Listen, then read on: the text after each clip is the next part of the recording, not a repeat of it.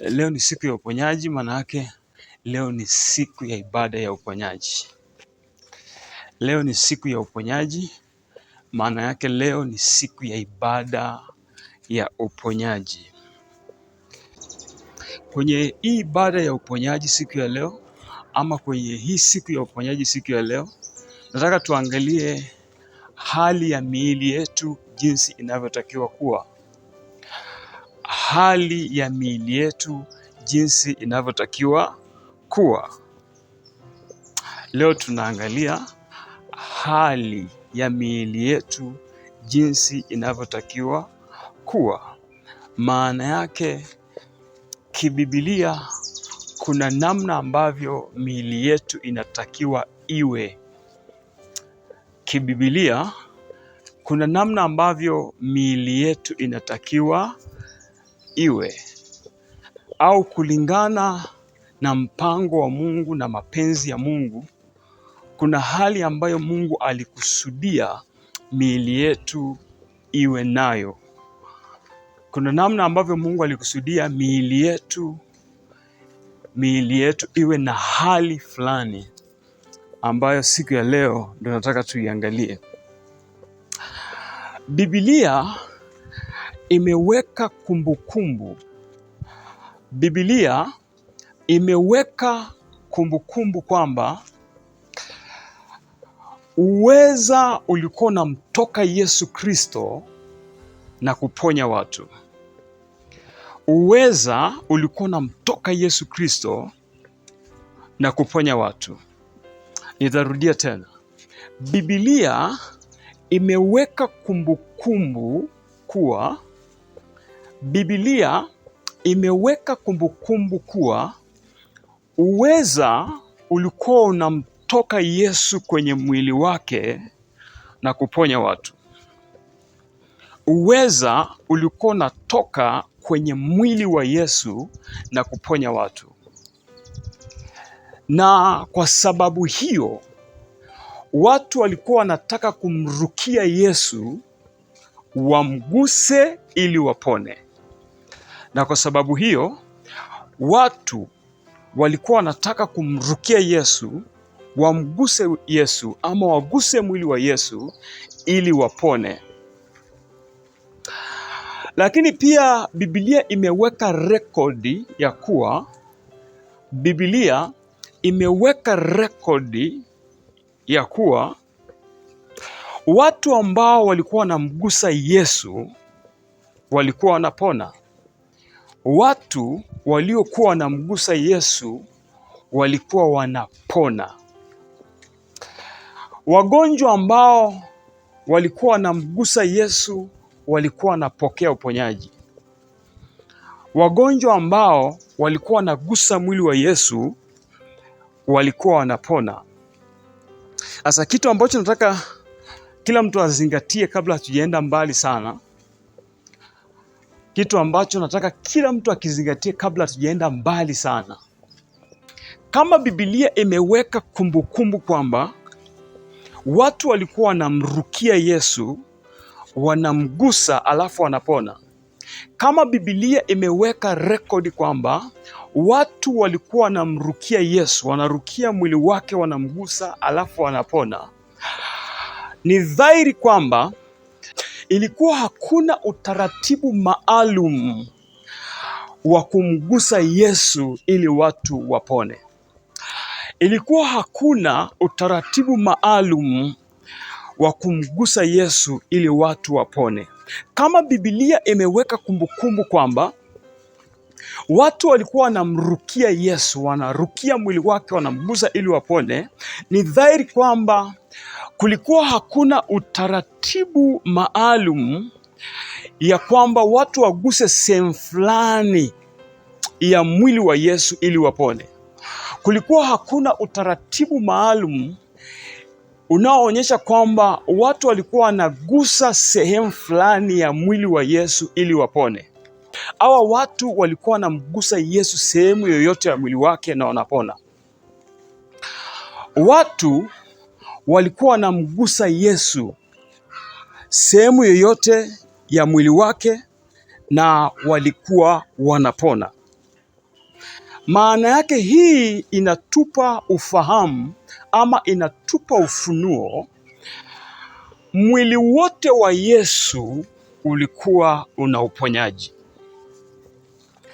Kama watu walikuwa wanamrukia Yesu sehemu yoyote wa mwili, wanamgusa alafu wanapona, maana yake hii inatupa ufunuo ama inatupa ufahamu kwamba mwili wote wa Yesu ulikuwa una uponyaji. Kila sehemu ya mwili wa Yesu ilikuwa imebeba uponyaji. Kila kiungo cha mwili wa Yesu Kristo kilikuwa kimebeba uponyaji. Kila kiungo cha mwili wa Yesu Kristo kilikuwa kimebeba uponyaji. Siku zote mwili wa Yesu Kristo ulikuwa una hali ya kupona na si hali ya magonjwa. Siku zote mwili wa Yesu Kristo ulikuwa una hali ya kupona na si magonjwa.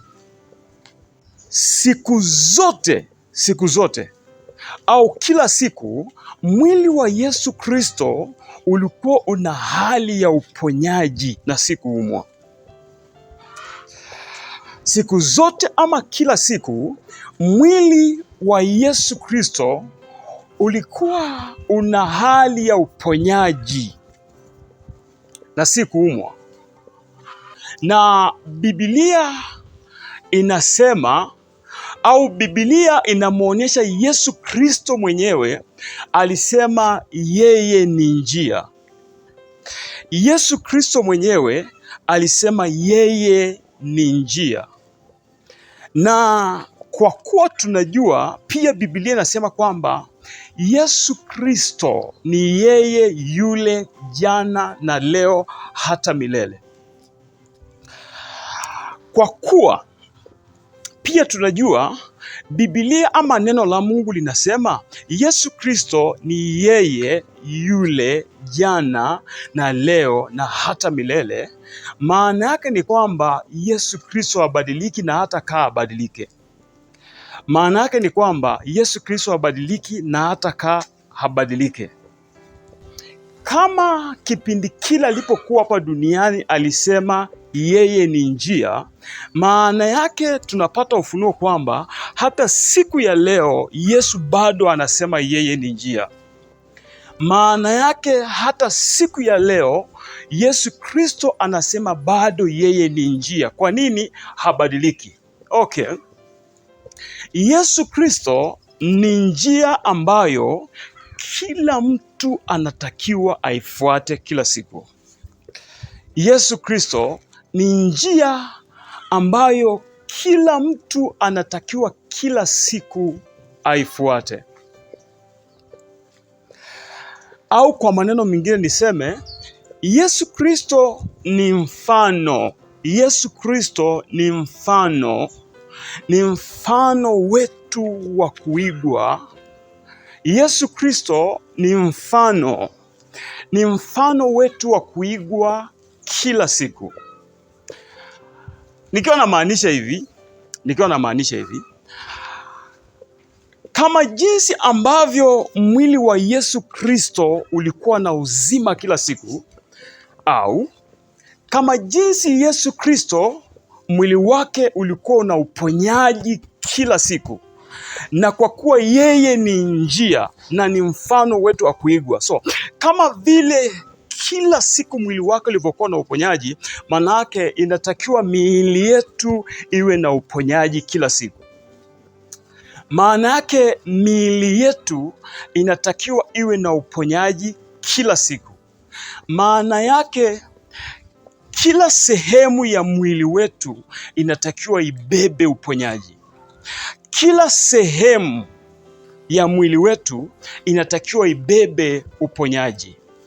Kila kiungo cha mwili wetu kinatakiwa kibebe uponyaji, kama ambavyo kila kiungo cha mwili wa Yesu Kristo kilikuwa kimebeba uponyaji, kama ambavyo kila sehemu ya mwili wa Yesu Kristo ilikuwa imebeba uponyaji. Maana yake kila sehemu ya mwili wetu, kila kiungo cha mwili wetu kinatakiwa kibebe uponyaji na si vinginevyo. Kwa nini Biblia inasema Yesu ni njia yetu ya kuifuata. Yesu ni mfano wetu wa kumwiga yeye. Okay. Kwa kuwa tumeona mwili wa Yesu Kristo siku zote ulikuwa umebeba hali ya kupona na si magonjwa, maana yake pia miili yetu sisi inatakiwa kila siku ibebe hali ya kupona na si magonjwa. Miili yetu kila siku inatakiwa ibebe hali ya kupona na si hali ya kuwa na magonjwa. Miili yetu kila siku inatakiwa ibebe hali ya uponyaji na si kuumwa.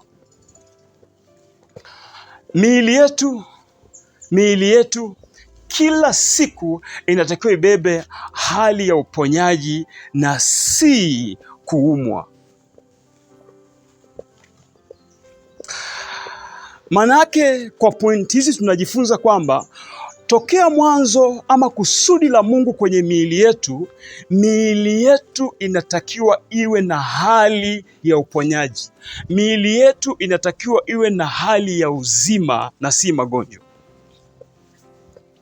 Miili yetu inatakiwa iwe na hali ya uzima. Miili yetu inatakiwa iwe na hali ya uponyaji na si magonjwa.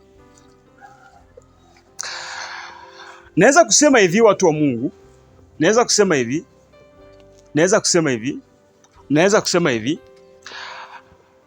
hakuna sehemu yoyote ya mwili wako ambayo inatakiwa iwe na ugonjwa wowote ule. Hakuna sehemu yoyote ya mwili wako ambayo inatakiwa iwe na ugonjwa wowote ule. Hakuna sehemu yoyote ya mwili wako ambayo inatakiwa iwe na udhaifu wowote ule. Hakuna sehemu yoyote ya mwili wako ambayo inatakiwa iwe na udhaifu wa aina yoyote ule. Hakuna sehemu yoyote ya mwili wako ambayo inatakiwa iwe na maumivu yoyote yale. Hakuna sehemu yoyote ya mwili wako ambayo inatakiwa iwe na maumivu yoyote yale. Kwa nini? Tumeona mwili wa Yesu siku zote haukuwa na maumivu, haukuwa na udhaifu, haukuwa na ugonjwa, na Biblia inatuonyesha Yesu Kristo ni mfano wetu wa kumuiga. Yesu Kristo ni njia ambayo inatakiwa tuifuate siku zote. So kama mwili wa Yesu Kristo ulikuwa hauna magonjwa, manake mwili wako hautakiwi uwe na magonjwa. Kama mwili wa Yesu Kristo ulikuwa hauna maumivu, manake mwili wako hautakiwi uwe na maumivu. Kama mwili wa Yesu Kristo ulikuwa hauna udhaifu wowote, manake mwili wako siku zote haitakiwi uwe na udhaifu wowote ule. Na inawezekana kuwa hivyo kwa jina la Yesu. Na ninakutamkia itakuwa hivyo kwa jina la Yesu. Ninakutamkia itakuwa hivyo kwa jina la Yesu Kristo. Ninakutamkia imekuwa hivyo kwa jina la Yesu Kristo. Ninatamka kila eneo la mwili wako lina uzima kwa jina la Yesu Kristo. Ninatamka kila eneo la mwili wako lina uponyaji kwa jina la Yesu Kristo.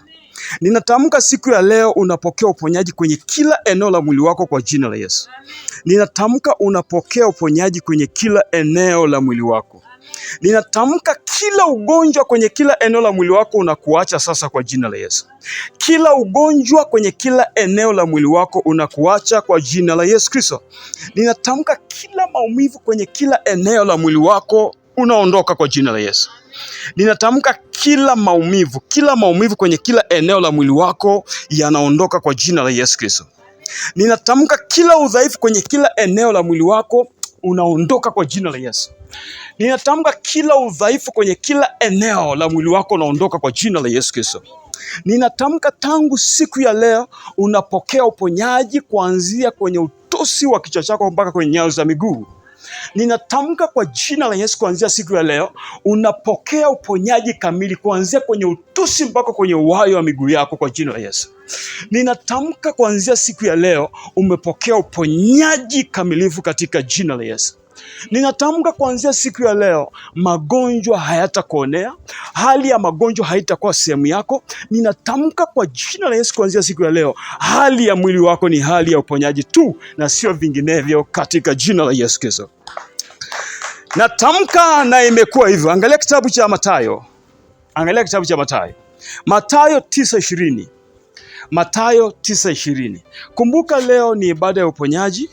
Manake leo ni swala la uponyaji. Lakini sio hivyo tu, leo tunaangalia hali ya miili yetu jinsi ambavyo inatakiwa iwepo kibiblia. Mathayo 9 mstari wa 20 mpaka 21. Mathayo 9 mstari wa 20 mpaka 21. Anasema hivi: na tazama, mwanamke aliyekuwa na ugonjwa wa kutokwa damu muda wa miaka 12 alikuja kwa nyuma akagusa upindo wa vazi lake. Mstari wa 21 unasema, kwa maana alisema moyoni mwake, nikigusa tu upindo wa vazi lake nitapona. Kuna vitu nataka umaki kwenye huu mstari ama kwenye hii mistari. Biblia inaonyesha kuna huyu mwanamke ambao alikuwa na ugonjwa wa kutokwa damu kwa muda mrefu, miaka isiyopungua 10. Anasema ni miaka 12. Alikuwa na ugonjwa wa kutokwa damu. Na Biblia inasema kwamba huyu mama alimfuata Yesu, makatabala gadaya.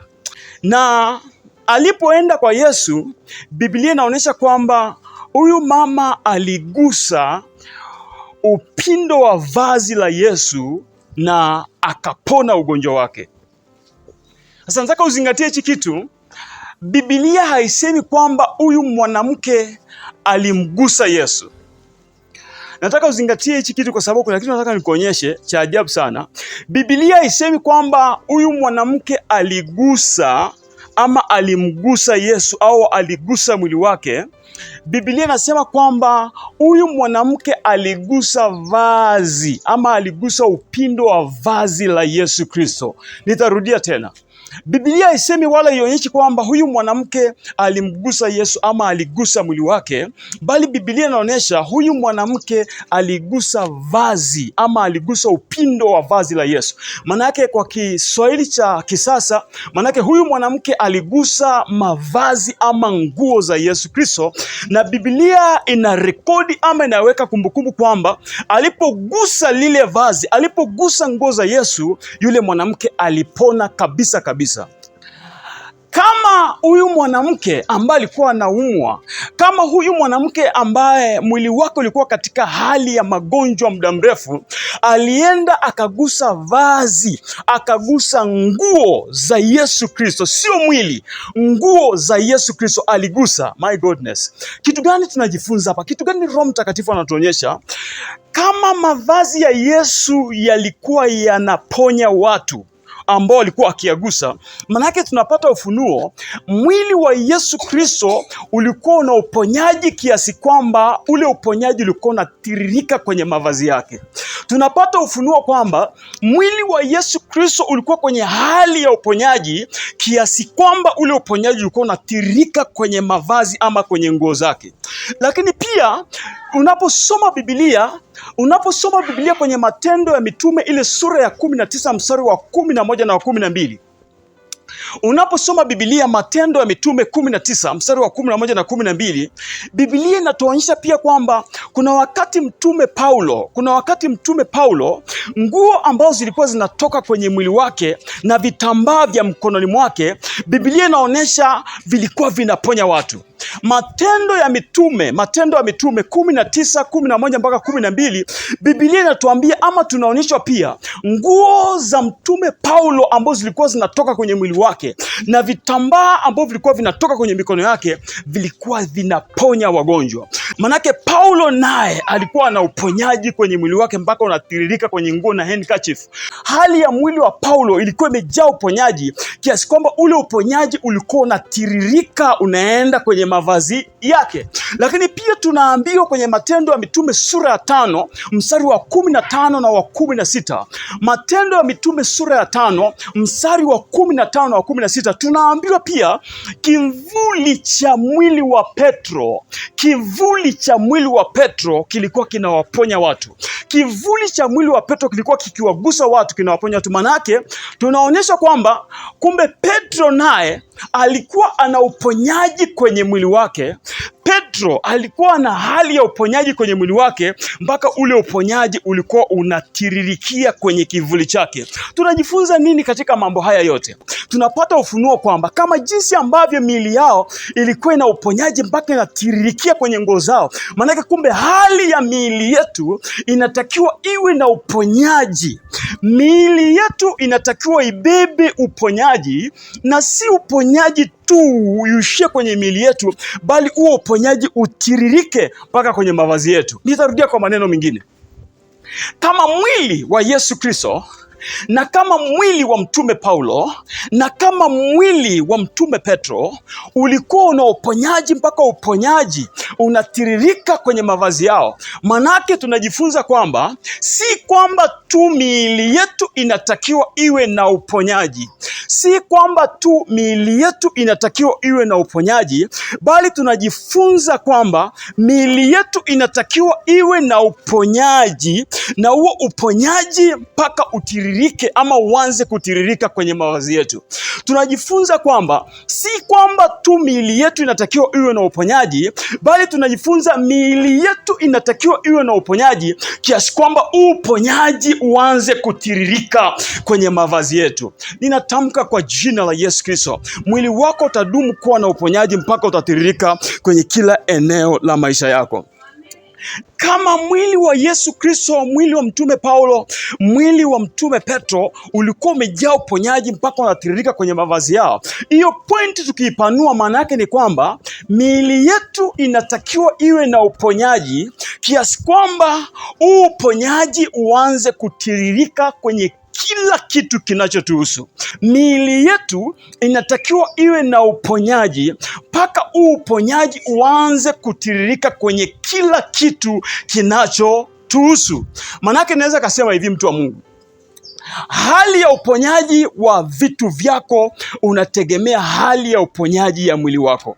Hali ya uponyaji wa vitu vyetu unategemea hali ya uponyaji ya miili yetu. Nitakupa mfano. Ndio maana angalia, kama we ni mtu wa kustadi na kufanya uchunguzi, ukiwa unaumwa wewe, kila kitu chako kinaanza kuzorota. Ukiwa unaumwa wewe, kila kitu chako kinaanza kuzorota. Hiyo inatuthibitishia kwamba hali ya uponyaji wa vitu vyako ama hali ya uponyaji wa vitu vyetu inategemea hali ya uponyaji wa miili yetu. Mtu wa Mungu, hali ya uponyaji wa elimu yako unategemea hali ya uponyaji wa mwili wako. Hakuna mtu ambaye anaumwa au hakuna mtu ambaye akiwa katika hali ya kuumwa utaniambia ataweza kustadi, ataweza kusoma vizuri. Hata walimu wenyewe watabidi wampe pumziko, inabidi wamrudishe nyumbani apone kwanza ndio aje kuendelea na masomo. Kwa nini? Hali ya masomo inategemea hali ya uponyaji wa mwili wa mtu. Mtu wa Mungu, hakuna mtu ambaye yuko kwenye hali ya kuumwa, hakuna mtu ambaye mwili wake unatawaliwa na kuumwa ambaye ataendelea kufanya kazi zake vizuri, ataendelea kufanya biashara zake vizuri, ataendelea kufanya ufugaji vizuri, ataendelea kufanya kilimo vizuri. Huyo mtu wa namna hiyo akiwa anatawaliwa na magonjwa ama mwili wake ukiwa unatawaliwa na hali ya kuumwa, ghafla atajikuta kila kitu kinazorota, ni biashara, ni kilimo. Kwa nini? Kwa sababu hali ya hivyo vitu vyote vinategemea nini? Vinategemea hali ya uponyaji wa mwili wake. Ninatamka kwa jina la Yesu Kristo, mwana wa Mungu aliye hai, siku ya leo, kwa sababu tumegundua vitu vyako vyote kumbe vinaweza vikaathiriwa na hali ya mwili wako jinsi ilivyo, manake ninakutamkia kuanzia siku ya leo, leo unapona na kila kitu chako kinapona kwa jina la Yesu. Leo unapona na kila kitu chako kinapona kwa jina la Yesu Kristo. Unapona leo na uchumi wako unapona kwa jina la Yesu. Nasema unapona leo na uchumi wako unapona kwa jina la Yesu. Nasema unapona leo na fedha zako zinapona kwa jina la Yesu. Unapona leo na fedha zako zinapona kwa jina la Yesu. Unapona leo na nyumba yako inapona kwa jina la Yesu. Unapona leo na nyumba yako inapona kwa jina la Yesu. Unapona leo na kazi zako zinapona kwa jina la Yesu. Unapona leo na biashara zako zinapona kwa jina la Yesu. Unapona leo na miradi yako inapona kwa jina la Yesu. Unapona leo na mashamba yako yanapona kwa jina la Yesu. Unapona leo na mifugo yako inapona kwa jina la Yesu. Unapona leo na elimu yako inapona kwa jina la Yesu, kwa sababu tumeona hali ya uponyaji wa vitu vyako inategemea hali ya uponyaji wa mwili wako. So ni sawa ukipona wewe na kila kitu chako kinapona kwa jina la Yesu. Nimetamka na ninatamka leo unapona na kila kitu chako kinapona kwa jina la Yesu Kristo. Na imekuwa hivyo na si vinginevyo. My goodness. Angalia Marko 6. Angalia Marko 6.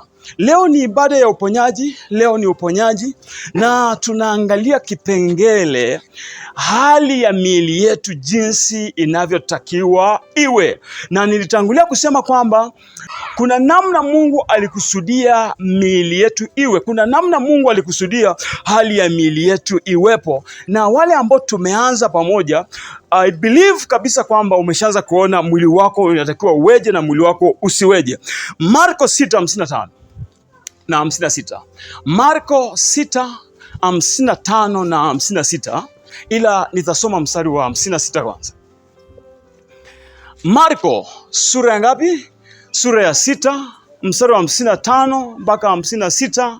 Lakini kwa sababu mimi ndio nimesimama na ninaongoza ibada kwa msaada wa Roho Mtakatifu, tutaanza kusoma mstari wa 56 hata kama wewe umeshaanza kung'ang'ania kusoma 55. Hiyo haizuru. Mstari wa 56 nasema, na kila alikokwenda akiingia vijijini au mjini au mashambani, wakaweka wagonjwa sokoni, wakamsihi waguse ngaa pindo la vazi lake, na wote waliomgusa walipona. Nitarudia tena. Marko 6 mstari wa 56 tu ndio tunasoma kwa sasa. Anasema hivi, na kila alikokwenda, huyo ni Yesu, akiingia vijijini au mjini au mashambani, wakawaweka wagonjwa sokoni, wakamsihi waguse ngaa pindo la vazi lake, na wote waliogusa wakapona. Korabakataya. Angalia mstari unatuonyesha hivi, wote ambao walienda wakamgusa Yesu walipona. Wagonjwa wote ambao walienda wakamgusa Yesu, wagonjwa wote ambao walienda wakagusa mwili wa Yesu by faith, Biblia inaonyesha kwamba walipona. Kama walikuwa wanamgusa Yesu na wanapona, kama walikuwa wanagusa mwili wa Yesu na wanapona, maana yake inatuthibitishia mwili wa Yesu Kristo ulikuwa umebeba uponyaji. Hali ya mwili wa Yesu Kristo ilikuwa ni ya uponyaji, haipingiki. Ndio maana walikuwa wakigusa, wanachoondoka nacho ni uponyaji. Lakini tumeshaweka msingi kwamba Yesu Kristo ni mfano, Yesu Kristo ni njia ya kuigwa, ni njia ambayo inatakiwa tuifuate kila siku. Kama Yesu alikuwa na uponyaji kwenye mwili kiasi kwamba watu wakimgusa wanapona, kama hali ya mwili wa Yesu Kristo ilikuwa ina uponyaji kiasi kwamba watu wakimgusa wanapona, hii inatufundisha kwamba mwili wangu na mwili wako unatakiwa uwe na uponyaji kiasi kwamba chochote kinachotugusa kinapokea uponyaji. Nitarudia tena. Mwili wangu na mwili wako unatakiwa uwe na uponyaji kiasi kwamba chochote kinachotugusa kinapokea uponyaji. Nasema hivi, tumejifunza kwa mfano wa Yesu Kristo Yesu alikuwa na uponyaji kwenye kila eneo la mwili wake, kiasi kwamba chochote kilichokuwa kinamgusa ama watu ambao walikuwa wanamgusa walikuwa wanapokea uponyaji. So inatufundisha nini? Kwa sababu Yesu ni mfano wa kuiga, Yesu ni mfano wa kufuata.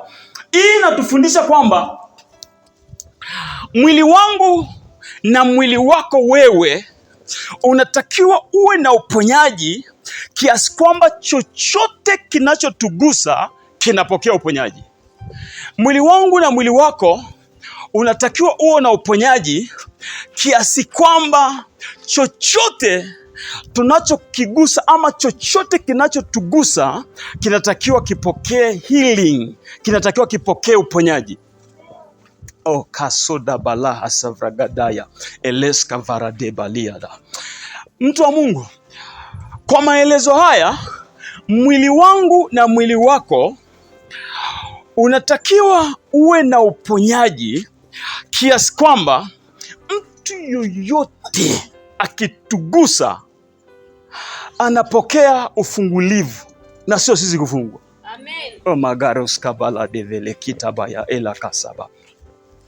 Kama mwili wa Yesu ulikuwa na uponyaji kiasi kwamba yoyote akimgusa anapokea uponyaji, hii tunapata ufunuo. Nisikilize, tunapata ufunuo kwamba kumbe mwili wangu na mwili wako inatakiwa uwe na uponyaji. Hata ukigusana na mchawi, yeye ndo anapona, akulogi. Ay, korazovlaga baleheska parade evlo maraka tabaya. Okay. Biblia inaonyesha kwenye mwili wa Paulo nguo zilikuwa zinatolewa na vitambaa, alafu zinapelekewa wagonjwa na watu wenye mapepo. Na Biblia inaonyesha vikiwa viko contacted na watu wenye magonjwa, wale watu walikuwa wanapona, watu wenye mapepo walikuwa wanatoka. Kama mwili wa Paulo ulikuwa na uponyaji kiasi kwamba nguo zake zilikuwa zikigusana na wagonjwa wanapona, nguo zake zilikuwa zikigusana na watu wenye mapepo wanapona, manake hii inatufundisha miili yetu, hali ya miili yetu inatakiwa iwe na overflow ya divine healing. Miili yetu inatakiwa iwe na overflow ya uponyaji wa kiungu, kiasi kwamba haijalishi tukikutana na mtu yoyote mwenye pepo la ugonjwa, lile pepo la ugonjwa linasepa, halikudhuru wewe. Nitarudia tena, miili yetu inatakiwa iwe na hali ya uzima, miili yetu inatakiwa iwe na hali ya uponyaji, kiasi kwamba mapepo ya ugonjwa, mapepo ya udhaifu, mapepo ya maumivu yenyewe ndio yanatakiwa yatukimbie sisi. Maana imeandikwa, mtiini Mungu, mpingeni ibilisi naye atafanyaje? Atakimbia. Manake pepo yoyote wa ugonjwa, pepo yoyote wa maumivu, pepo yoyote wa udhaifu wote, inatakiwa akiangalia mwili wako na wa kwangu, waone kuna uponyaji wa kiungu umejaa, kiasi kwamba ule uponyaji unawakimbiza, una drive out. Na ninatamka itakuwa hivyo kwa jina la Yesu Kristo. Ninatamka itakuwa hivyo kwa jina la Yesu Kristo.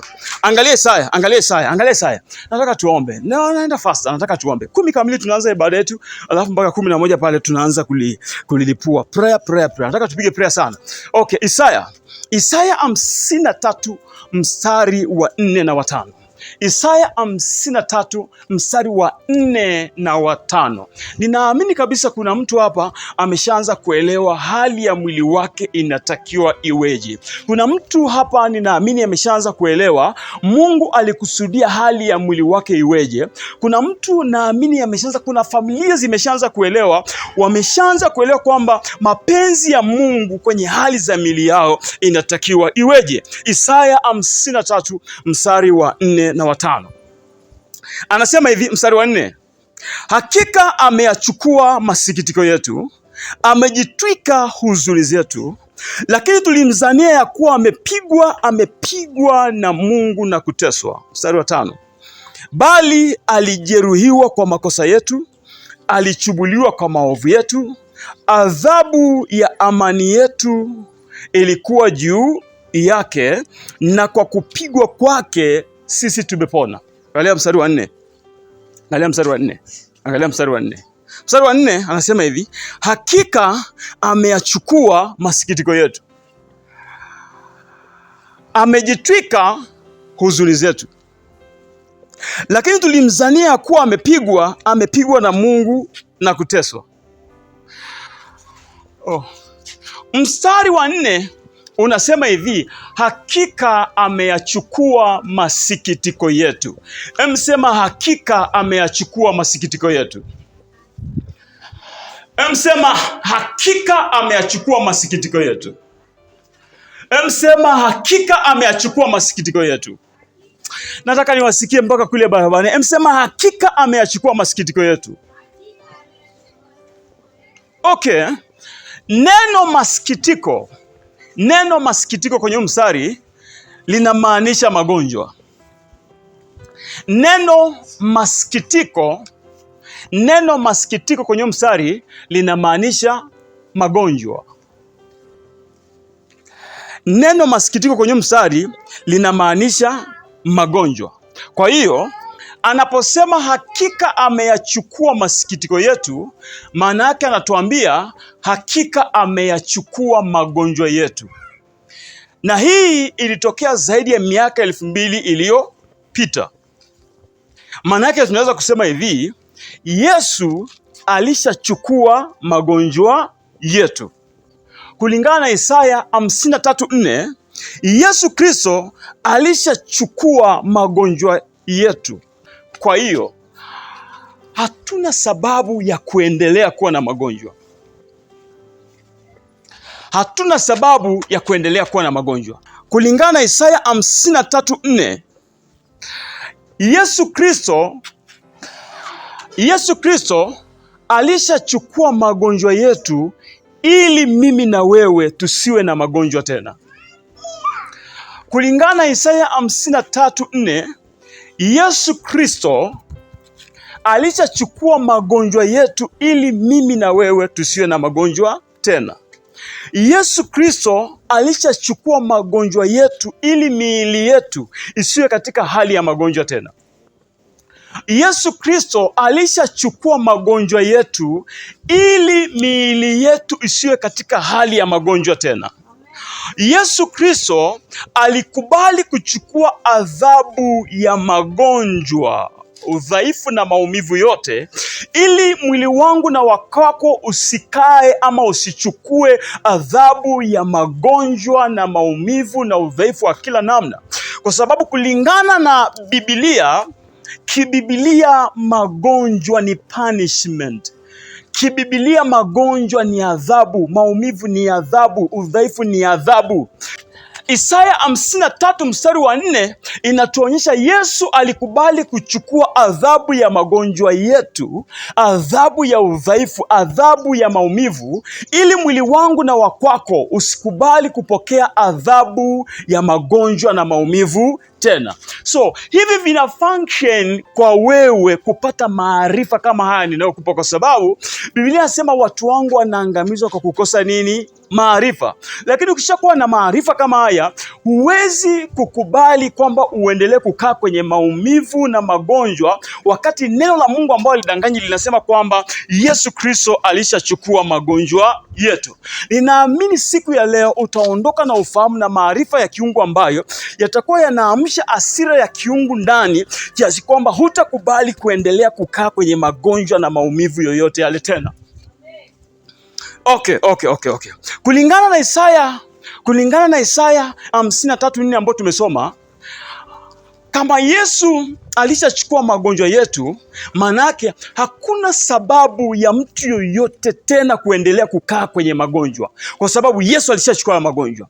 Hakuna sababu ya mtu yoyote kwenye maisha yako, kwenye familia yako, huyo mtu kuendelea kukaa kwenye magonjwa na wakati Yesu alishachukua magonjwa yote.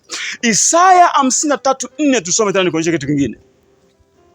Isaya 53 mstari wa 4 tusome tena nikuonyeshe kitu kingine.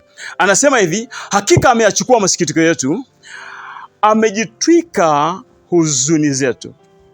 Lakini tulimzania ya kuwa amepigwa na Mungu na kuteswa. Mara ya kwanza nilikuonyesha neno masikitiko kwenye mstari. Safari hii nataka nikuonyeshe neno huzuni. Neno huzuni linamaanisha maumivu, pain.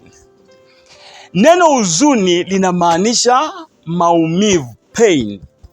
Anaposema hakika amejitwika huzuni zetu, Kwa Kiswahili chetu anasema hakika alijitwika ama aliyatwaa ama alitwaa maumivu yetu. Kama ndio hivyo, kulingana na Isaya 53:4, Yesu Kristo alishajitwika maumivu yetu ili mwili wangu na wakwako usiwe kwenye maumivu yoyote yale tena. Yesu Kristo alishachukua, alishatwaa maumivu yetu ili mwili wangu na wakwako usiwe kwenye maumivu yoyote yale tena. Amen. Yesu Kristo aliyachukua maumivu yetu ili miili yetu isiendelee kuwa katika hali ya maumivu. Yesu Kristo alichukua maumivu yetu ili miili yetu isiendelee kuwa katika hali ya maumivu tena.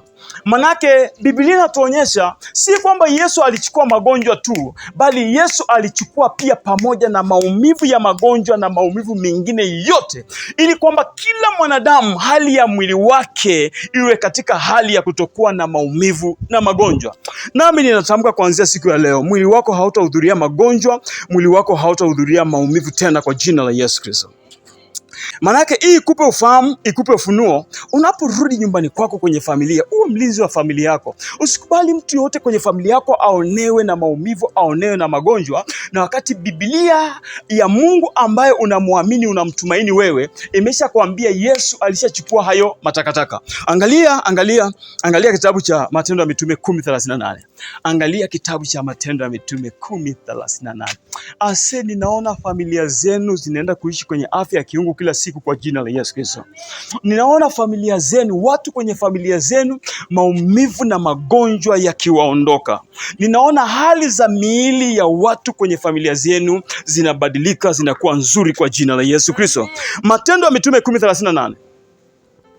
Matendo ya Mitume 10:38. Matendo ya Mitume 10:38. Anasema hivi, anasema hivi, habari za Yesu wa Nazareti, jinsi Mungu alivyomtia mafuta kwa Roho Mtakatifu na kwa nguvu, naye akazunguka huko na huko akitenda kazi njema na kuponya wote walioonewa na Ibilisi, kwa maana Mungu alikuwa pamoja naye. Anasema hivi, aliwaponya wote walioonewa na Ibilisi. Emsema aliwaponya wote walioonewa na Ibilisi. Ngoja niongee nao huko. Emsema aliwaponya wote walioonewa na Ibilisi. Bado hapo amelala. Ngoja niseme nao huko. Emsema aliwaponya wote walioonewa na Ibilisi. Afadhali huko amechangamka. Ngoja tujaribu barabarani. Hebu kule sema aliwaponya wote walioonewa na Ibilisi. Manake kule barabarani na inawezekana kuna Roho Mtakatifu zaidi kwa sababu wamewashinda sehemu zote. Biblia inasema Yesu aliwaponya wote walioonewa na Ibilisi. Maana yake tunapata ufunuo, mtu yoyote ambao alikuwa anaumwa wakati wa Yesu Kristo, Biblia inamdescribe huyo mtu alikuwa anaonewa na Ibilisi. So, pointi ya ufunuo ni hii hapa. Magonjwa ni uonevu wa Ibilisi. Magonjwa ni uonevu wa Ibilisi. Kila ugonjwa ni uonevu wa Ibilisi. Kila ugonjwa ni uonevu wa Ibilisi. Udhaifu ni uonevu wa Ibilisi. Udhaifu ni uonevu wa Ibilisi. Kila udhaifu ni uonevu wa Ibilisi. Maumivu ni uonevu wa Ibilisi. Maumivu. Kila maumivu ni uonevu wa Ibilisi. Kukaa kwenye magonjwa ni kukaa kwenye uonevu wa Ibilisi. Au niseme, kwa kuwa tumeona magonjwa, maumivu, udhaifu ni uonevu wa Ibilisi, manake wewe kukubali kukaa kwenye hali ya magonjwa ni kukubali kukaa kwenye hali ya uonevu wa Ibilisi. Kukaa kwenye hali ya magonjwa, maumivu, udhaifu, manake ni kukubali kukaa kwenye hali ya uonevu wa Ibilisi. Manake adui hutumia magonjwa, adui hutumia udhaifu, adui hutumia maumivu kuwaonea watu. Manake magonjwa, maumivu ni vitu, ni silaha zinazotoka kwa adui, au niseme magonjwa ni vitendea kazi vya Ibilisi. Magonjwa ni hali ambayo inapatikana ama inatokana na Ibilisi. Kwa hiyo kukubali kukaa kwenye magonjwa kwa namna yoyote ile ni kukubali kukaa kwenye uonevu wa Ibilisi. Au niseme hivi, kukubaliana na magonjwa, maumivu na udhaifu wowote ni kukubaliana na hali ya uonevu ya Ibilisi. Ni kukubaliana na hali ya uonevu ya Ibilisi. Au nirahisishe, kukubaliana na ugonjwa wote ni kukubaliana na kwamba Ibilisi akuonee. Kukubaliana na ugonjwa wote ule ni umeamua kukubali Ibilisi akuonee. Ila natamka kwa sababu unapata ufahamu kuanzia siku ya leo. Ibilisi hata kuonea kwa magonjwa kwa jina la Yesu Kristo. Niseme na wao. Ibilisi hata kuonea kwa maumivu tena kuanzia siku ya leo. Ibilisi hata kuonea kwa udhaifu wote tena kuanzia siku ya leo. Ninatamka wewe na nyumba yako hamtaonewa tena na Ibilisi kwa magonjwa na maumivu kwa jina la Yesu. Ninatamka adui hata waonea kwa hali zake za magonjwa tena kuanzia siku ya leo kwa jina la Yesu Kristo. Ninaamini umeifahamu kweli na hiyo kweli imekuweka huru, nami ninaamini umekuwa huru kweli kweli kwa jina la Yesu Kristo. Okay. Angalia tena Matendo ya Mitume hiyo ambayo tumesoma. Matendo ya Mitume 10:38. Anasema habari za Yesu wa Nazareti, jinsi Mungu alimtia mafuta kwa nguvu na kwa Roho Mtakatifu, akaenda huko na huko akitenda kazi njema na kuwaponya wote walioonewa na Ibilisi, kwa kuwa Mungu alikuwa pamoja naye. Kutoka kwenye huu mstari tumeona kwamba magonjwa ni uonevu wa nani? Ni uonevu wa Ibilisi. Kwa hiyo angalia, mtu wa Mungu, kila kuumwa ni kuonewa na Ibilisi. Kila kuumwa, yani whether unaamini au uamini, whether unakubali au ukubali, ila kulingana na Biblia, kila kuumwa ni kuonewa na Ibilisi. Kila kuumwa ni kuonewa na Ibilisi. Kwa nini? Angalia kwenye Isaya pale tuliposoma, Isaya 53 mstari wa 4 mpaka ule wa 5. Mstari wa 4 tulishaangalia. Nao nataka tuangalie mstari wa 5. Ili nikuonyeshe ni kwa nini Biblia inasema kwamba Yesu aliwaponya wote walioonewa na Ibilisi. Tukapata ufahamu kwamba kumbe kuumwa ni kuonewa na Ibilisi, kukubali kuumwa ni kuonewa na Ibilisi, kila kuumwa ni kuonewa na Ibilisi. So nataka nikuonyeshe kwa nini Biblia inasema kwamba mtu akiumwa anaonewa na Ibilisi. Angalia Isaya 53 mstari wa 5. Isaya 53 mstari wa 5 anasema hivi, bali alijeruhiwa. Huyu ni Yesu. Bali alijeruhiwa kwa makosa yetu, alichubuliwa kwa maovu yetu. Korabasakata. Adhabu ya amani yetu ilikuwa juu yake, na kwa kupigwa kwake sisi tumepona. Kama Isaya 53:5 anasema Yesu alishajeruhiwa kwa makosa yetu. Yesu alishachubuliwa kwa maovu yetu. Adhabu ya amani yetu ilikuwa juu yake. Alafu anasema kwa kupigwa kwake Yesu alifanyaje? Sio Yesu amepona. Sisi tumepona, safi. Kwa kupigwa kwake we are healed. Manake mstari unataka tufahamu hivi,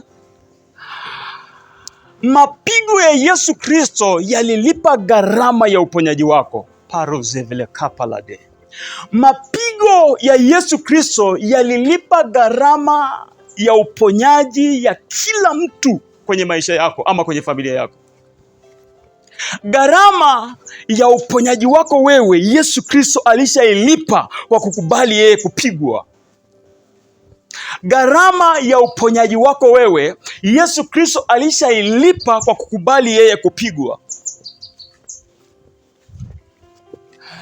Kama gharama ya uponyaji wako ilishalipwa ili wewe upone, manake mpaka sasa hauna sababu ya kuendelea kuwa mgonjwa. Karoza balaga. Yani, hakuna sababu ya mtu yoyote kwenye familia yako kuendelea kuwa mgonjwa. Amna. Kwa nini? Kwa kupigwa kwake tulishapona. Mstari huu unatupa ufunuo. Kila mtu anatakiwa akae katika hali ya kupona ama uponyaji. Miili ya watu inatakiwa iwe katika hali ya uponyaji. Kwa nini? Kwa kupigwa kwake tulishapona. Gharama ishalipwa. Isaya 53:5 anasema hivi, alijeruhiwa kwa makosa yetu, alichubuliwa kwa maovu yetu. Manake Biblia inatuonyesha hivi, makosa na maovu kabla Yesu hajaja ndio yalisababisha watu wakawa wanaumwa. Ndio yalisababisha miili ya watu ikae kwenye magonjwa na maumivu. Na kulingana na Biblia, kama ilimtaka Yesu Kristo kuja kuchubuliwa, kuja kujeruhiwa kwa ajili ya makosa na maovu yetu, manake kabla ya Yesu Kristo ilikuwa hakuna mwanadamu yoyote ambaye angeweza kulipa gharama ya dhambi na maovu ili watu wapone. Ndio maana ilimtaka Yesu aje achubuliwe kwa maovu yetu, ajeruhiwe kwa makosa yetu. Nasema kitu gani? Nasema hivi, manake toka Yesu Kristo amekufa pale msalabani, hakuna kosa ambalo lina uhalali na lina nguvu ya kumshikilia mtu yoyote aendelee kuwa kwenye magonjwa. Hakuna uovu wowote ambao una uhalali na nguvu ya kumshikilia mtu aendelee kukaa kwenye ugonjwa. Anasema kwa kupigwa kwake tumefanyaje? Anasema kwa kupigwa kwake tumefanyaje? Kwa kupigwa kwa Yesu Kristo, kila mtu ana haki ya kukaa kwenye hali ya uponyaji. Kwa kupigwa kwa Yesu Kristo, kila mtu ana haki ya kukaa kwenye uponyaji. Kwa kupigwa kwa Yesu Kristo, kila mtu ana haki ya kukataa uonevu wa Ibilisi ambao ni magonjwa, maumivu na udhaifu na vikamwacha. Kwa kupigwa kwa Yesu Kristo, kila mtu ana haki ya kukataa uonevu wa Ibilisi ambao ni magonjwa, maumivu, udhaifu na vikamwacha. Kwa kupigwa kwa Yesu Kristo, kuanzia siku ya leo kila mtu anaweza kukaa kwenye hali ya uponyaji bila kuonewa na Ibilisi kwa ugonjwa wowote ule. Manake ili andiko likupe ufahamu, mtu wa Mungu, una haki wewe na watu wako kukataa uonevu wa Ibilisi na ukakuacha. Ili andiko likupe ufahamu kwamba si haki yako tena katika Kristo kuonewa na Ibilisi kupitia magonjwa na maumivu. Si haki yako. Na si kwamba si haki yako tu, bali si haki ya kila mtu kwenye nyumba yako, kwenye maisha yako kuonewa na Ibilisi kwa magonjwa na kwa maumivu na kwa chochote kile. Unaamini mtu wa Mungu? Unaamini mtu wa Mungu? Natamka itakuwa hivyo tangu siku ya leo kwa jina la Yesu. Amen. Okay, angalia Matendo ya Mitume. Tunapoenda kumalizia, my goodness. Angalia kitabu cha Matendo ya Mitume 28 mstari wa 8 mpaka wa 9. Kumbuka tunaangalia hali ya miili yetu jinsi inavyotakiwa iwe. Hali ya miili yetu inatakiwa iwe na uponyaji. Hali ya miili yetu inatakiwa ikae katika hali ya kupona. Hali ya miili yetu haitakiwi ionewe na Ibilisi kwa ugonjwa wowote ule. Matendo ya Mitume, kuna kitu nataka nikuonyeshe alafu tuanze kuomba. Matendo ya Mitume 28 mstari wa 8 mpaka ule mstari wa 9. Nasema hivi: ikawa baba ake Publio alikuwa hawezi homa na kuhara damu. Paulo akaingia kwake, akaomba, akaweka mikono yake juu yake na kumpoza au kumponya. Mstari wa 9. Yalipokwisha kutendeka hayo, wengine waliokuwa na wagonjwa katika kisiwa wakaja wakapozwa ama wakaponywa.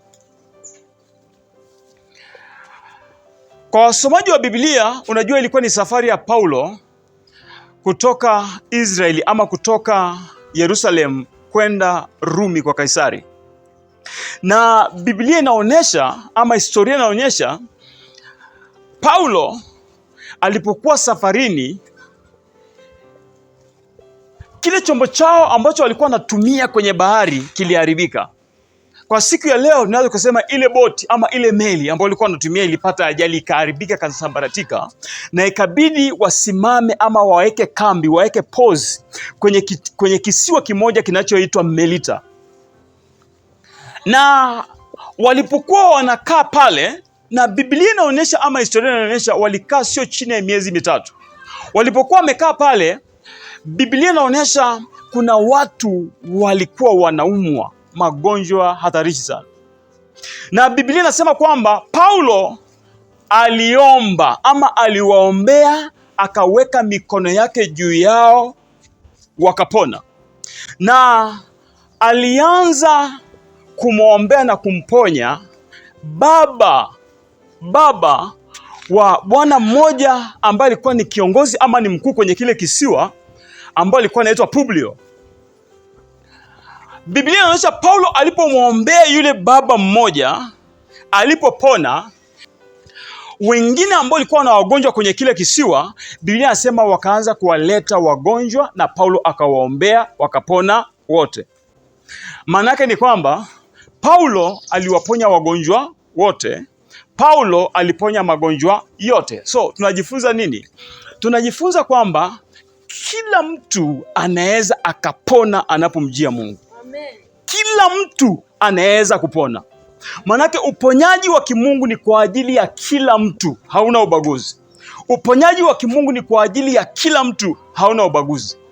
Kwa sababu Paulo alipomponya mtu mmoja, wengine walipogundua kuna uponyaji somewhere, walianza kuleta wale wagonjwa na Paulo hakuwakataa, aliwaponya wote. So uponyaji wa kimungu ni kwa ajili ya kila mtu. Kila mtu anayemjia Mungu anaweza akafanyaje? Akapona. And I believe kwamba leo na wewe unapona na nyumba yako kwa jina la Yesu.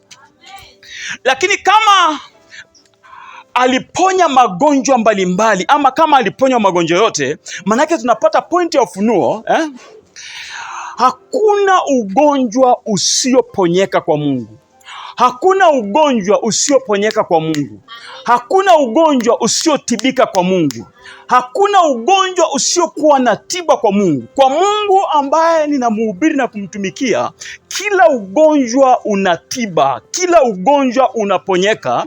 Haijalishi sehemu zingine madaktari wanasema kitu gani, lakini neno la Mungu linaniambia, na mimi mwenyewe ni shahidi, hakuna ugonjwa usiopona kwa Mungu, hakuna maumivu yasiyopona kwa Mungu, hakuna udhaifu usiopona kwa Mungu. Kila ugonjwa, kila maumivu, kila udhaifu kwa Mungu unapona. Na mimi ni shahidi, nilishaponywa. Anyway. Kwa mtu wa Mungu, haijalishi una ugonjwa gani, una maumivu gani, una udhaifu gani, wewe na nyumba yako, ili mradi umemkimbilia Mungu leo, today you are delivered. Today unapona kwa jina la Yesu Kristo. Lakini kitu kingine ambacho nataka nikuonyeshe kizuri sana, hicho tukimoja, alafu tuanze kuomba. Kizuri sana. Biblia inaonyesha hawa wagonjwa kwenye hichi kisiwa cha Melita, Paulo alifanya vitu viwili. Cha kwanza, aliomba ama aliwaombea, alafu akaweka mikono juu yao, alafu akapona. Sasa point yangu ambayo nataka uione kwa haraka siku ya leo kwa sababu ya muda, manake Paulo aliwaombea alafu akafanyaje? Wakapona. Kama Paulo aliwaombea alafu akapona, tunapata ufahamu kwamba kumbe maombi ni njia ambayo anatumia Mungu kuwaponya watu wake. Maombi ni njia ambayo Mungu anatumia kuwaponya watu wake.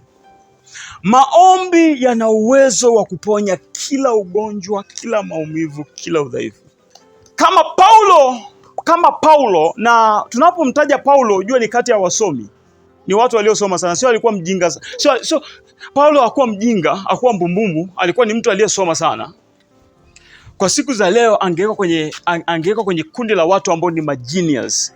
Kwa siku za leo angewekwa kwenye watu ambao ni wanasayansi wanaofanya wonders. Lakini Paulo kuna kitu alikuwa anajua, wagonjwa walipokuja kwake hakuhangaika na vitu vingi sana, alitumia prayer kuwaponya.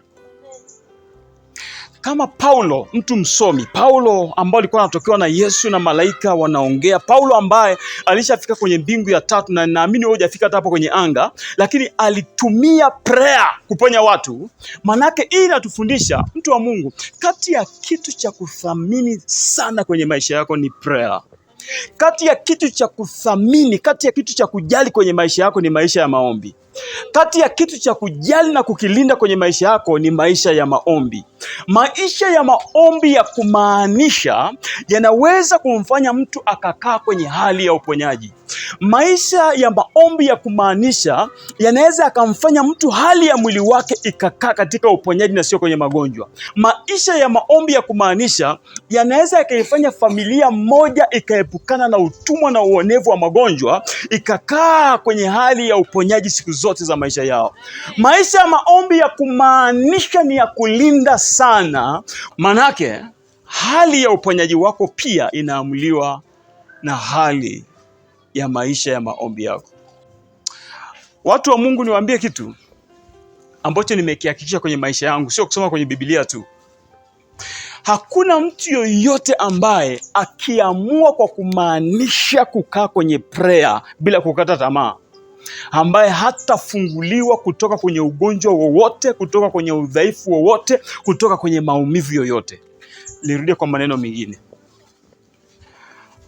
Mgonjwa yoyote, mtu mwenye maumivu ama udhaifu wowote, akiamua kukaa kwenye prayer kwa kumaanisha, hakuna ugonjwa ambao unaweza kuendelea kumshikilia, hakuna maumivu ambayo yanaweza kuendelea kumtesa. Kila ugonjwa, kila maumivu, kila udhaifu, mtu akimaanisha kwenye prayer, vinafunguka na vinasepa. Nimeona kwenye maisha yangu. Tuko pamoja? Magonjwa ambayo yalinitesa miaka na miaka, na kula dawa za kila namna, kwenda kila hospitali, ni Arusha, ni Moshi, everywhere. Nilipokaa kwenye prayer, Mungu alivyonielekeza, yalifumuka, yakaondoka. So mimi ni shahidi, ukiamua kumaanisha kwenye prayer, utakuwa huru mbali na magonjwa. Ukiamua kumaanisha kwenye prayer, hali ya mwili wako itakuwa ni hali ya uponyaji na uzima pekee na si vinginevyo. Na natamka imekuwa hivyo kuanzia siku ya leo kwa jina la Yesu. Okay, uko tayari kuomba? Uko tayari kuomba? Kumbuka maombi yetu ni yale fire. Sawa? Kwa sababu imeandikwa hivi, kwa kupigwa kwake tulishapona. So hatumuombi Mungu uponyaji. Yeye anasema alishatupa uponyaji kwa kupitia Yesu Kristo. Kufanyaje? Kupigwa. Kwa kama kuna mtu yeyote anaumwa, kama una udhaifu wowote, sio Mungu, wala sio shetani na nguvu, ni kwamba tu anakuonea. Lakini kwa sababu una ufahamu huu, ukiamua leo kukataa, kwa sababu Tito 2:11-12 nasema hivi, neema ya Mungu iwaokoayo wanadamu wote imefanyaje? Imefunuliwa. Nayo yatufundisha kukataa ubaya na tamaa za kidunia. Magonjwa kweli ni mazuri? Okay, kama magonjwa si mazuri ni mabaya, manake sasa kumbe wewe kupitia Tito 2:11-12 kwa neema ya wokovu ambao unayo, unaweza kuamua kuanzia siku ya leo kukataa kila ugonjwa kwa sababu ni mabaya. Na unapokataa kwa kumaanisha kwenye prayer, yanafunguka na sepa. Hata kama aliua wengine kwenye familia yako, hata kuua wewe. Oh my goodness, uko tayari kuomba? Andika prayer point, Prayer point kulingana na Matendo ya Mitume 10:38. Matendo ya Mitume 10:38. Andika, Baba, kwa jina la Yesu Kristo. Baba, kwa jina la Yesu Kristo, naharibu na kuondoa kabisa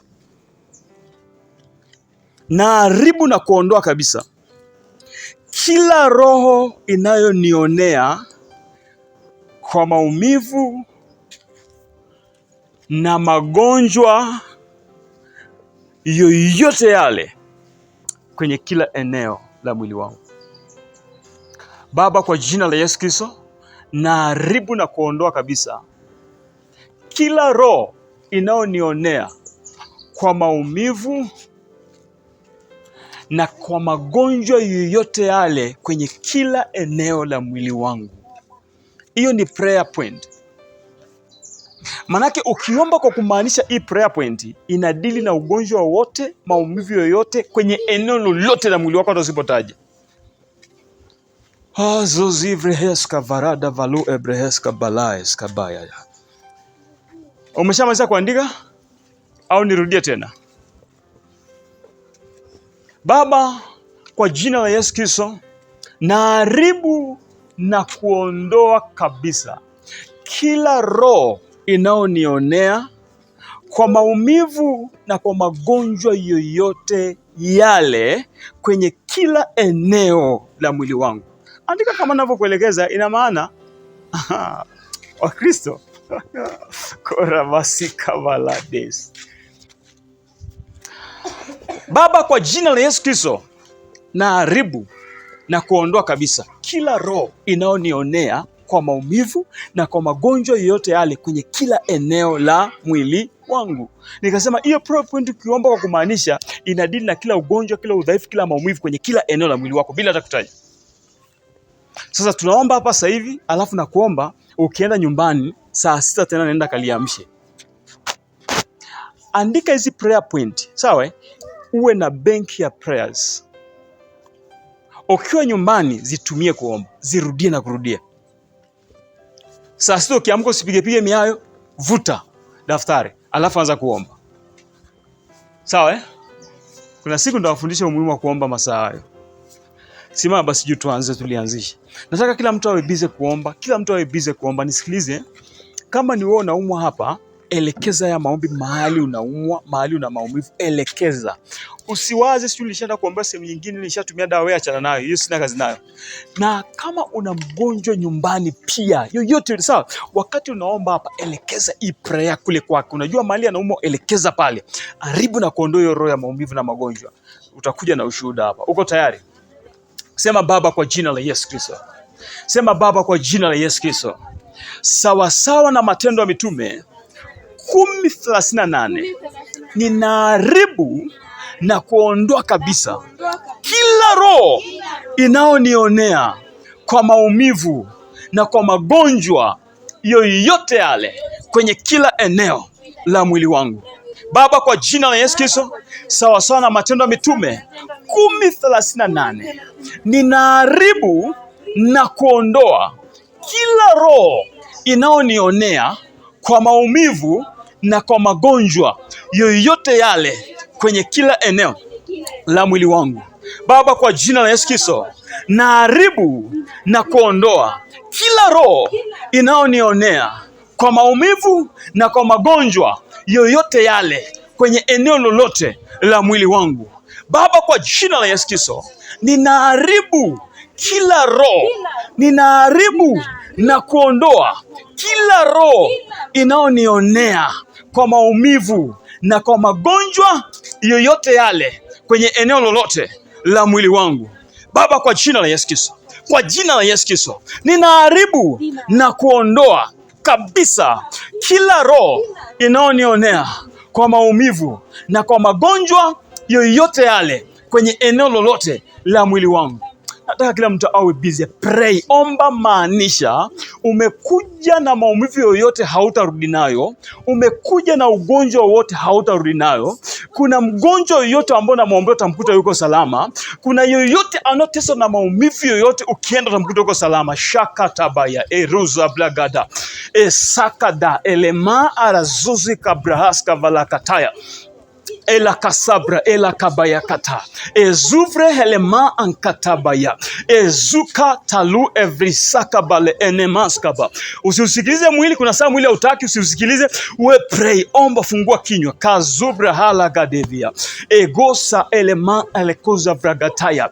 Baba, kwa jina la Yesu Kristo, sawa sawa na Matendo ya Mitume 10:38, ninaharibu na kuondoa kabisa kabisa kila roho ambayo imekuwa inatuonea kwa maumivu na kwa ugonjwa wowote ule kwenye kila eneo la maisha yetu kwa jina la Yesu Kristo. Maana tumejua hali ya miili yetu inafaa kuwa na uponyaji tu na sio magonjwa. Kwa jina la Yesu Kristo naharibu kabisa na kuondoa kila roho ambayo imekuwa inatuonea kwa maumivu na magonjwa yote yale kwenye kila eneo la miili yetu katika jina la Yesu. Makata erezizo karabaya ekosa erisko bradaya ekoma ekelizo vragataya. Haijalishi haya magonjwa yamekaa kwa muda gani, haijalishi haya maumivu yamekaa kwa muda gani, haijalishi udhaifu umekaa kwa muda gani, haijalishi ripoti zinasemaje, kwa jina la Yesu. Jambo moja ninajua, kila ugonjwa, kila maumivu, kila udhaifu kwa Kristo unapona na kutoweka kwa jina la Yesu. Ninaharibu na kuondoa, ninaharibu na kuondoa kabisa kila roho ambayo imekuwa inawaonea watu hawa kwa maumivu na magonjwa kwenye kila eneo la maisha yao, mpaka kwa watu wao kwenye nyumba, walipoacha kule kwenye familia, kwa jina la Yesu. Makaso evragata elakasakataya ezozo prahaska valetia inkaloza vrahiska vakataya elakasakata kabaya inkasakatabaya erezeze kotakabaya elushka para alozevra kataya ikamakazo efrikataya irasakabaya kataba. Kwa jina la Yesu Kristo, ewe roho ambao umekuwa unatuonea kwa maumivu na kwa magonjwa yote, ninakuharibu na kukuondoa kabisa kwenye kila eneo la miili yetu kwa jina la Yesu. Makataya ezozikataya erakataya elesikataya erisoprahaska vakataya eriska pale ezikabakataya Eraska pa ele zufra haska bakataya. Ereska ba ele kozka ele makarozi bakataya. Eleska ma entezo vrahaska valia. Eleska ba ele koskataya. Ereska ba ele koska bikataya. Ereska ba ele ma entezo vrahaska vaya. Eleska taya ela makataya. Ninaharibu kila roho ya uonevu kupitia maumivu na magonjwa kwenye kila eneo la mwili kwa jina la Yesu. Makataya erozi kataya ekazi kataya erakataya resukataya ela makataya eruzavrakataya ela makataya elakazikatakaya ereketia makasakataya ekozevrakataya ereska makataya eroska makataya erashka makataya erozivrakaskataya makasakataya eriska makataya eroka makataya. Kwa jina la Yesu na kwa damu ya Yesu, makazovrahiska baya inkatakabaya ezuzikatakaya ekasakarabaya. Kwa jina la Yesu Kristo mwana wa Mungu aliye hai, ninaharibu na kuondoa kabisa kila roho ambayo imekuwa inaleta uonevu kupitia maumivu na magonjwa kwenye kila eneo la maisha yetu, kwenye kila eneo la miili yetu. Zekataya ekarozizo kapaya elekezikataya amakazovragatia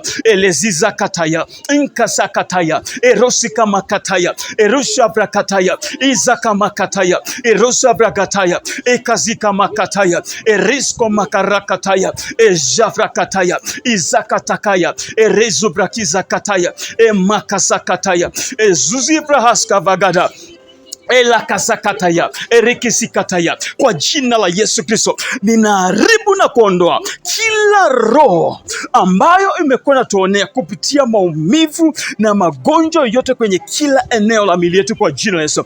Aribika, toeka, sakataka bayagalia. Aribika, toeka kwenye damu zetu. Aribika, toeka kwenye miili yetu kwa jina la Yesu. Aribika, toeka kwenye tumbo za chakula. Aribika, toeka kwenye tumbo za uzazi. Aribika, toeka kwenye mifupa kwa jina la Yesu Kristo. Aribika, toeka kwenye mioyo yetu. Aribika, toeka kwenye milango yote ya fahamu kwa jina la Yesu. Aribika, toeka kwenye ngozi zetu. Kataba ereso zoko tabaya eriseleman kaloze vrehizgabaya erekazagarabaya erekezige. Omba maanisha aribu, ondoa vinatoweka kwa jina la Yesu. Makasakataya elakasevrakataya erezika makataya. Haijalishi ni ugonjwa wa kurithi, haijalishi ni ugonjwa sugu kwa jina la Yesu. Haijalishi ni ugonjwa uliotolewa ripoti kwamba hautapona. Makazezeze korabakataya erekezikataya eroska makataya ereska bakataya erozavrakataya eraka makazikataya erozavrahaska vakataya ekasakataya. Ewe roho, aribika, toeka kwa jina la Yesu Kristo. Kila roho ya vidonda visivyopona, haribika, toweka kwa jina la Yesu Kristo. Kila roho ya maumivu yasiyokoma, haribika, toweka kwa jina la Yesu. Kwenye kila eneo la miili yetu, kwenye maini haribika, toweka. Kwenye figo haribika, toweka. Kwenye tumbo la chakula haribika, toweka. Kwenye mfumo wa upumuaji haribika, toweka. Kwenye vifua haribika, toweka kwa jina la Yesu. Kwenye mikono, kwenye miguu haribika, toweka kwa jina la Yesu Kristo. Kwenye mapafu haribika, toweka kwa jina la Yesu. Brahaskarigadaya erereko makazigada ela kasakataya erepasaka. Kwenye uti wa mgongo haribika, toweka ewe roho ya maumivu na magonjwa. Rosakataya ele zizogada ekazovraeskamaya inkatayagada rekizigaba roza fungus haribika, toweka kwa jina la Yesu. Makateze erakataye elokozia erapapapapapa kazove erekezikataya kataya erebisekabaga. Ewe roho kwenye utumbo mdogo na mpana haribika, toweka kwa jina la Yesu. Yakazoprakazaba enkasaba roho ya maumivu, vidonda vya tumbo haribika, toweka kwa jina la Yesu. Lesukataya elekazibaragadaya elekoskamakataya erekezikataya erakaskatakaya ereska bakarakataya ereska makaravakataya erekorabakiskarakataya enkatabalakaziva ereska bakataya ikamakazaya. Baba, kwa jina la Yesu Kristo ninaharibu na kuondoa kabisa kila roho ambayo imekuwa inatuonea kupitia maumivu na magonjwa yote yale kwenye kila eneo la miili yetu. Haribika, toweka kwenye mishipa kazovre heskabaya erapapapa, kwenye kila chemba za moyo makazozo karabaya inkasakatabaya eresikatabaya. Haribika, toweka kwenye fahamu. Haribika, toweka kwenye fahamu. Haribika, toweka kwenye fahamu. Haribika, toweka kwenye koo la hewa na chakula. Makazozo evrekizia ekazakataya erezikataya erekezika makataya inkasavrakataya erezozikataya erekezika vakataya erika makarozikataya erakatakazika rabakataya erapakazava. Kwa jina la Yesu, kwa damu ya Yesu, kwa msaada wa Roho Mtakatifu, kwa jina la Yesu kabagazia erezika makataya inkazovra kazikataya erezizikataya erakaskavagataya emakazovra kisaga imakasabaya. Ninaharibu kila roho ya ugonjwa kwa jina la Yesu. Ninaharibu kila roho ya maumivu kwa jina la Yesu. Ninaharibu kila roho ya udhaifu kwa jina la Yesu. Ninaharibu kila roho za miwasho kwa jina la Yesu. Ninaharibu kwenye kila eneo la mwili kwa jina la Yesu. Ninaharibu kwenye kila eneo la mwili kwa jina la Yesu Kristo. Haribika, achia toka miili yetu. Haribika, achia miili yetu kwa jina la Yesu. Haribika, achia miili yetu kwa jina la Yesu Kristo. Ewe roho ya maumivu, roho ya magonjwa, ewe roho za fungus, ewe roho za miwasho, haribika, toweka kwa jina la Yesu. Maraso katabaya ekasaka rozi vele emakata ela kasaka bako rabaga. Maumivu kwenye viungo vya miili haribika, toweka kwa jina la Yesu. Ninakuharibu, ninakuondoa kwa jina la Yesu. Ninakuharibu, ninakuondoa kwa jina la Yesu. Ewe roho ya maumivu, ewe roho ya magonjwa, ewe roho ya udhaifu, haribika kwa jina la Yesu. Karozigarabaya rekoskabaraya nkasakataya elekozivakataya erapakasakataya eresikamakataya erakoskavarakataya ereskamakaravakataya erosizikatavakataya eruskaba elemoskavrakataya eruskabaya elakazuvrakizaya emakasakataya elakasakataya erezizokataya eramakazivakataya erapakazezekotaya emakataga. Maumivu kwenye viungo vya mwili kwa jina la Yesu, kwenye magoti, kwenye mabega, kwenye viuno kwa jina la Yesu karabagada. Maumivu kwenye shingo maseketia, haribika, toweka ewe spiriti zozozobaria enkasokabaya elekezikataya eroposakarabakataya emakasakataya erisakabakataya erapakozivrakataya emakazoprahesakataya erakazikopali ezizaka Ikasakatabaya, eriska bakataya, erapakazikataya, erakasika makataya. Baba, kwa jina la Yesu uliovuta na kuleta watu wako kwenye madhabahu na nyumba zao, mazuzi kabadaga linatembea kwa hawa watu, linatembea kwenye familia zao kwa jina la Yesu Kristo. Kila ambaye amekukimbilia linaharibu na kuondoa kila roho ya magonjwa, kila roho ya uonevu kupitia magonjwa na maumivu yote yale kwenye kila eneo la miili yao kwa jina la Yesu. Masaka rabaya inkatabayakata, maumivu ya waache kwa jina la Yesu Kristo, magonjwa ya waache kwa jina la Yesu Kristo. Rakata ya ezezekata ela kasifra kataya robosa kavakataya rezezi kataya makazovre kizikataya ramakasa kataya rebosa kavakataya rabababakasia inkasakataya rekezika makataya rapapakazivre kataya zaza kobraheska makataya makasakataya. Kila magonjwa ya kujirudia rudia, kila maumivu ya kujirudia rudia, kila udhaifu wa kujirudia rudia au magonjwa ya kurithi kazozo pragadabaya inkasakatabaya erezeze kataya irikasakataya iramakazikataya ezeze kobragiza kataya erako pare evelekozia erekezika makataya ejavrahaska bakataya erakazikataya emakazavrakataya ereze kobrahiskataya emakazo evreheska makataya eriska makarovosikataya inkasakatavaya erakazikatakaya erazuzivreheskaya elemakazovreheskataya erapo safragadaya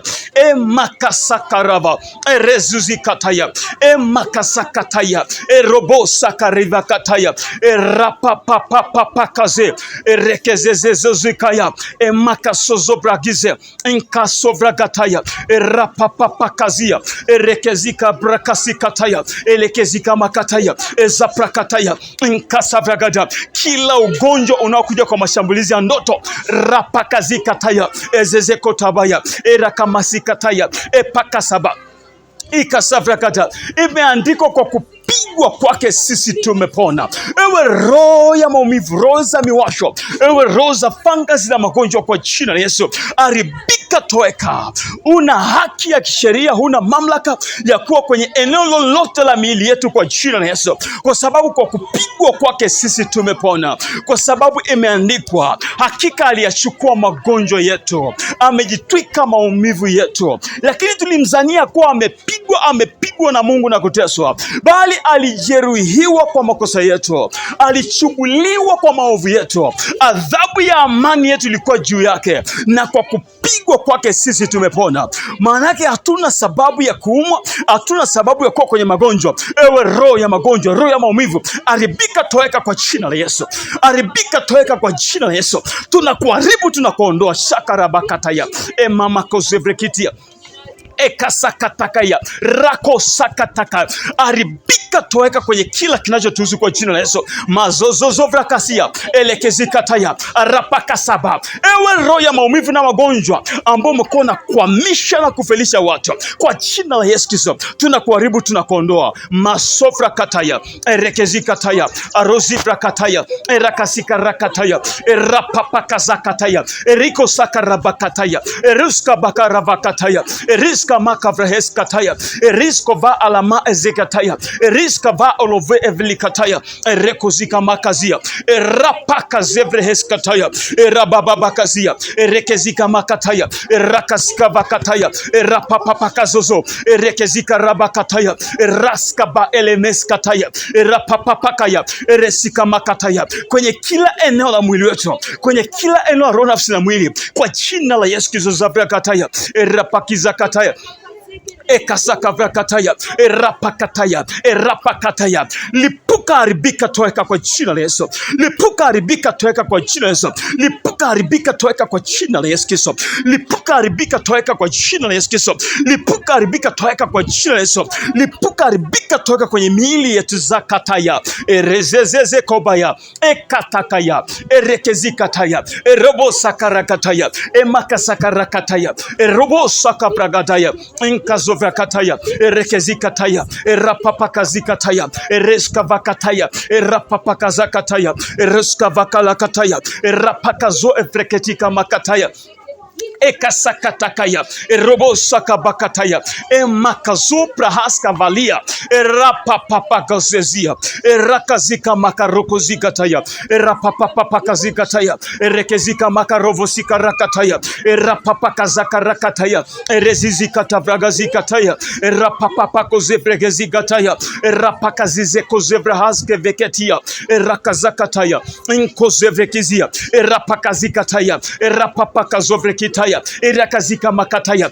Baba, kwa jina la Yesu Kristo, ninaharibu na kuondoa kila roho ambayo imekuwa inatuonea kupitia maumivu na magonjwa yote kwenye eneo lolote la miili yetu, kwa jina la Yesu. Mazozo karao azovrehes kataya, ela kasaka ravakataya, erekezikata, eravasikataya, erevozika bakataya, erapakazika makataya, erezizo karikataya, ezofra halakataya, erakazika vakataya, erapakazika vakataya, erezuzi elevoskataya, ezakataya, erekezika vakataya, emasofra haskevelikia, enkazovra kazikataya, erapakazikataya, erapakasaga. Aribika kwa jina la Yesu Kristo, aribika kwa damu ya Yesu Kristo, aribika kwa moto wa Roho Mtakatifu. Roho ya magonjwa, roho ya maumivu, roho za kila namna ya magonjwa, mazozo kabaya, erezika makazagada, kila ugonjwa tunaojua na usiojua, kwa jina la Yesu. Mazozo kabraha kazivelia,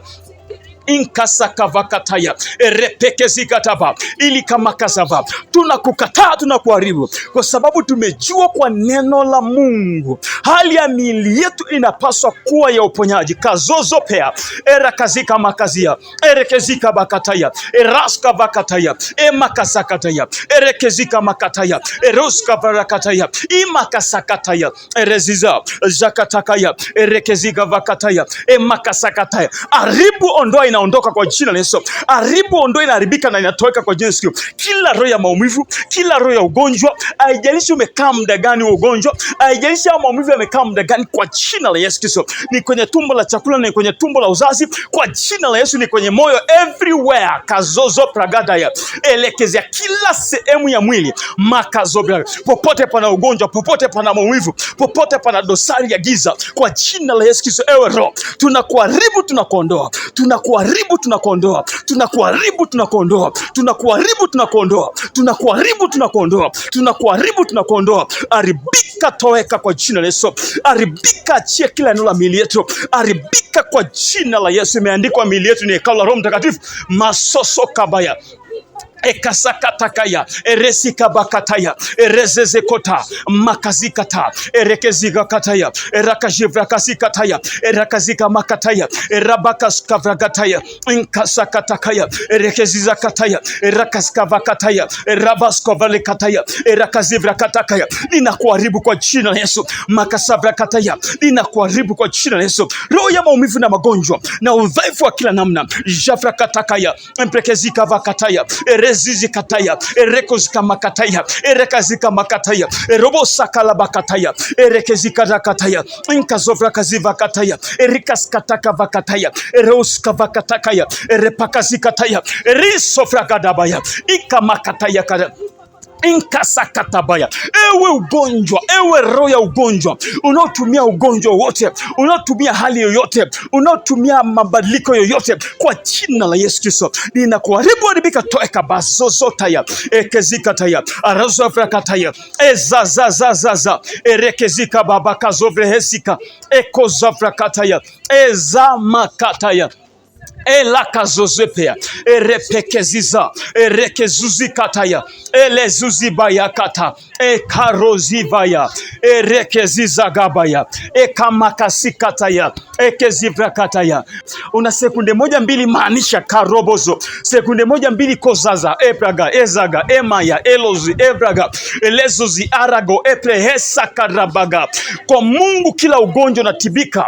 Kwa Mungu kila ugonjwa unatiba. Kwa Mungu kila udhaifu na tiba. Kwa Mungu kila maumivu yanatoweka. Mazuzu kataya, ekazaba. Tangu siku ya leo tunakuharibu roho ya maumivu na magonjwa na udhaifu kwa jina la Yesu.